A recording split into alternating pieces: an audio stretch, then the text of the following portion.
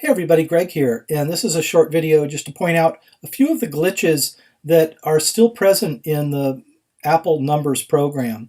Um, Now, these were not there in earlier versions of Numbers, so there are some programming issues that creeped in during recent upgrades and to the product, updates to the product. So let's go into Numbers, and I'm in a spreadsheet here that it's just for tracking weightlifting. So you have your date. I'm going to zoom in a little bit and show you. Here's a date column, and then as we go to the left, I'll have to make this a little smaller. You see, some different entries here. What was the activity? How much weight was being lifted? Reps, sets, totals, etc. So the main thing I want to point out though here is that if we go into the form entry, which is achieved when you tap on the plus symbol and you say new form, you can create a form entry for your spreadsheet. And when we go in there, here are a couple of weird things. First of all, in previous versions of Numbers, you could tap on a field that's defined as a date field, and a special keyboard would come up that was a date entry keyboard, made it very easy to go ahead and enter the date and time into a form. Now, you see there is a special keyboard that comes up for entering numbers. That was a problem actually in an earlier release. They fixed it now in this release because it had always been there. You obviously want to be able to enter numbers in a program called Numbers, right? So that was broken, oddly enough. So anyway, so that's been fixed. You can enter numbers in the Numbers program, but you can't enter dates anymore. And it was such a cool feature. You could actually tap one button and it would enter the current date and time into that form. Gone, unfortunately. So now you'd have to enter like the hour and the minutes, at least if it's on the same day, it'll fill it in for you for the year, month, day, time, etc. But still, it's a little more fumbling, especially if you're wanting to just quickly enter some data and keep going. If you're starting up your trip and driving or whatever, you want to have as little time focused on that screen as possible. Okay, so the next thing is, as you see, the number entry works. That's great. In any spreadsheet going back for the past, say, 15, 20 years, whenever you're in a field and you press the tab key or you press enter, it's going to take you to the next field, right? And that's what happens here. So I'm going to say, oh, like extensions, now I'm tapping on the weight field here. I'll say the weight being lifted was 40. I'll say reps was 30, and I'm pressing the return key after each entry. Sets, I'll say, was 1. Now, there's a calculation field. The next one's a calculation field, which is the total. It combines the above items, gets a total of 1,200. But you'll notice when I went from sets, I said one set, and I pressed return, it didn't jump to the next available field. Now, that obviously it's not going to go to that formula field because it's calculating that, so it's going to ignore that. But it should go from sets, and then when I press enter, it should go to location. Well, here's the problem. So anytime you have a spreadsheet and you've created this form feature, and some of the form entries, some of those columns or cells, right, they are a drop-down menu.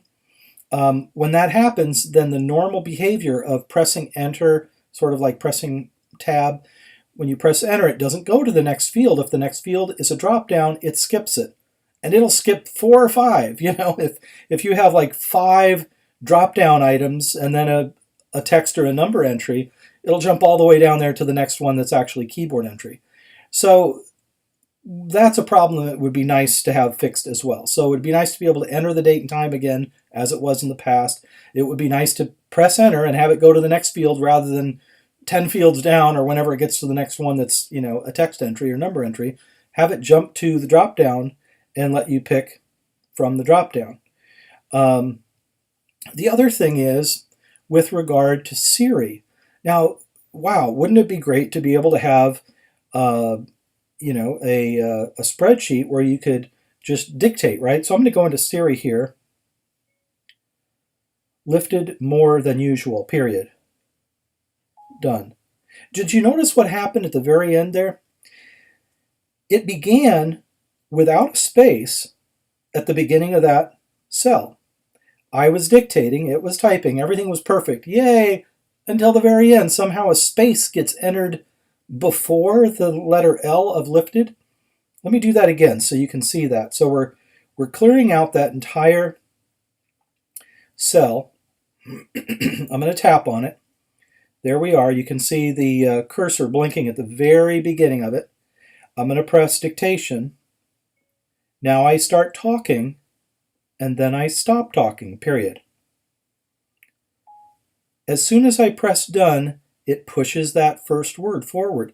That's been a problem now for the last 3 versions of Numbers, and it was not a problem previously. And I've raised it, and nobody's fixed it. So anyway, that's another area that was working, was great before, doesn't work now. So mainly those 3 things.